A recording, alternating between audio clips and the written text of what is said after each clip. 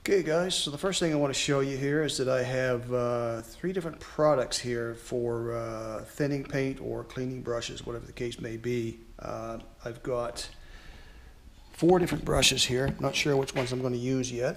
I've got this one here that I've never used at all, and it's very close to what I've seen them use online in terms of pinstriping and stuff like that. It seems a little thick, a little heavy. Maybe once the paint's on it, it won't be. It might be perfect. I'm not sure. Probably a little bigger than what I would want necessarily, but I'm going to try it because it was the only one I could find that was close to what I've seen online. And then I have a few more brushes here that I've been used a little bit, played around with a bit, and I've stored them in this empty beer bottle with a little bit of olive oil in the bottom, just to keep the brushes from, hardening, the paint hardening. I washed them out, but there could be residual paint in there, so this just helps to keep it from hardening up to the point where it can't be used. So what I'm going to do is I'm going to clean those, and I need a product to do that with. So I have to choose between one of these three products here. I've got, like I said, the mineral spirits, or maybe I didn't say, but I've got mineral spirits, I've got paint thinner, and I've got lacquer thinner. Now, having tried all three of these, I find that the lacquer thinner is the one that really seems to dissolve and remove the paint the best. Paint thinner, I may just use that to come up with a proper consistency of the paint. They say you can do the same thing with lacquer thinner, but they claim that over time lacquer thinner stays in your paint, and over time it'll cause the paint to become hard, and they say it will swell and you won't have a smooth level surface, that you'll end up with a raised surface. Apparently it makes the paint really hard, but I mean, in some cases that might be desirable too, but in this case, I'm going to avoid using this as a thinner. I'm going to use this just to clean my brushes for the moment. I will use the actual paint thinner as paint thinner to reduce the paint. I guess they refer to it as reducing the paint. I could also use mineral spirits for that. I don't know what the differences are between the two. I would have to play around to see if I can see any differences before I could make any comments on that. I may have done a little bit of that already, but I don't really recall coming to any kind of conclusion as to which was best. But I'm going to start with the actual paint thinner because it says paint thinner, so I'll use that to begin with to reduce my paint. I've got, right now I'm going to use red and white. Now these two paints are of the same brand. This is Tremclad Rust paint. I'm not mixing the paints, so the fact that they're not the same kind of paint, same brand, is not an issue. I'm just going to use it because it's red and it's white. Those are the two colors I'm going to use right now. Yellow I probably won't put in there at this point because it wouldn't make sense to add yellow with the red and white.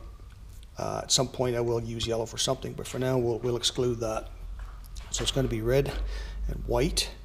I've already got some lacquer thinner in here so that I can actually clean these brushes. I've got, like I said, I've got three more brushes over here. I'm not sure what they are. It's been a while since I've used them, so I kind of forget. I'm just going to clean them off here and have a little look and see what kind of tips we have here. Okay, so that looks like a pretty good one for somewhat fine details. That's a stiff brush, though. It seems to have pretty stiff bristles. That might be good for maybe lettering or something. I'm not sure, but I'm going to clean it. Actually, I probably should have put some paint thinner in a beer bottle like I did with the oil and worked it that way, but let's see what we got here. Okay, so these brushes, this one here looks almost like it might be a good liner of some sort. We got to get her cleaned up first, and we got to get those bristles back into their flexible state that they were in before. They seem to have taken on a shape after sitting in that bottle for a while. I would have thought the oil would have kept them supple, and they wouldn't do that, but that's what I thought from what I'd seen online. Okay, so here's a bigger one. Very much similar to the, this is very much similar to this guy down here, except it's not quite as large. I'm going to wash that one out too. And we've got three good brushes to work with there, I think. Well, we got variety, let's put it that way, so that helps. I'm going to see how much that paint thinner, lacquer thinner will clean those. And we'll go from there. I do think I have one more brush. Give me one moment.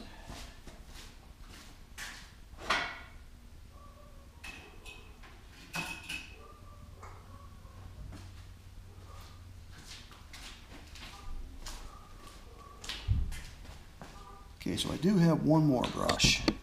Now this brush is, this is a homemade brush. Now they say a lot of brushes are made out of squirrel hair, and a lot of brushes are synthetic. I believe all of these brushes I have down here are synthetic with the exception of this one right here. This one, I actually used this one to do the paint on the tank half up there, and I have the other half in the house, and it's also painted with some design on it. And I used this specific brush, and it's a little soft. It does hold paint good, and it does have a kind of a mopping action to it. I'm going to try it maybe, I'm not sure. But this is made from cat hair, believe it or not. This came off a chunk of hair that came off of our cat, so I thought, well, hell, if squirrel hair works as a brush, why not try any kind of hair, right? So I grabbed a handful of cat hair off of her and trimmed it up a little bit. Actually, I think I went and cut that off her tail, to be honest. Off the tip of her tail where it would grow back, wouldn't matter too much, but that's not very much. And that was my first attempt at making a brush, and it worked. It functioned as a brush should, so I may give that a try as well. I'm not sure yet, but we'll see. The first order of things, though, is to get these guys cleaned up and straightened out so that I can use them. So until I have that, we will pause. Okay, guys, so I've cleaned the 4 brushes that I had in oil. I've cleaned them out, and I've used the not mineral spirits. I've used a lacquer thinner, and it did seem to take the oil out pretty good. Now I'm not sure if that's actually necessary, because if I recall some videos I watched a while back, probably 6 months more ago, that if you store your brushes in oil, you don't have to wash the oil out with any cleanser. I think that what I've seen, they just wipe the oil out with a tissue or rag or something, you know, so it's not completely soaked with oil. And the claim is that the oil doesn't really affect the paint, but I'm not really sure if I'm confident with that. So personally, I like to wash the oil out, and I'm assuming that the lacquer thinner is like most compounds, or whatever you want to call it, like that, solutions or whatever, where it will pretty much evaporate, and even if it doesn't, it's not going to really impact the paint that much, because you could actually use, you can actually use that as cement for a thinner, right? So you can actually use that in the paint. It would stop the paint from drying and sticking to the surface. I'd be a little worried about the oil preventing the paint from drying and sticking to the surface, but you know, again, there's oil-based paints, right? So I really don't know about that. But like I said, I've got the brushes clean. I've got 5 brushes in total. Here are 5 brushes. Now, the thing about the brushes that I've noticed is that I've had them stored in a beer bottle, pointing down from the top down. The beer bottle sitting up straight like a beer bottle normally would, and the brush is down in with the brush end down into the oil. And I'm not really sure if that was a good idea.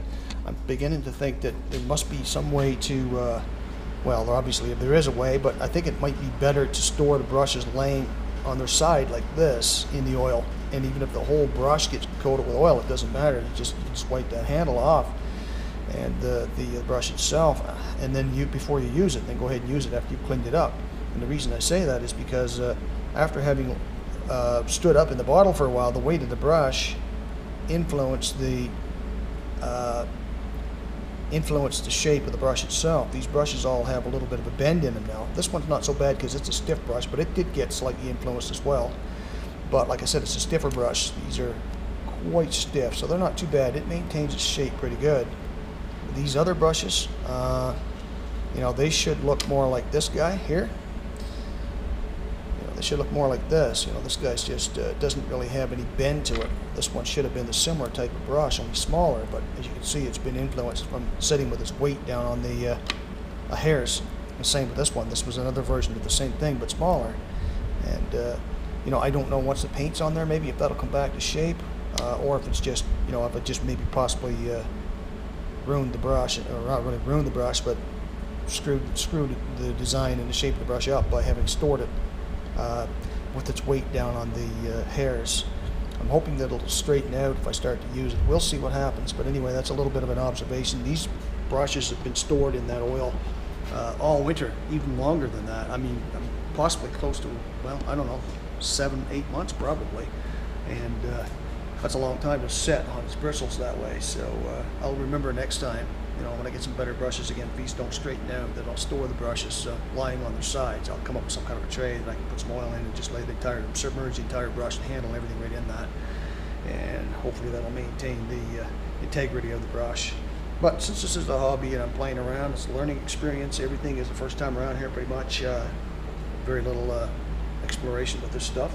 This is probably a good way to learn, I guess. I'm not doing anything that's permanent. I'm not doing it on a factory paint job or anything that's that I'm worried about. So this is just trial and error. So without further ado, let's see if we can take this to the next stage.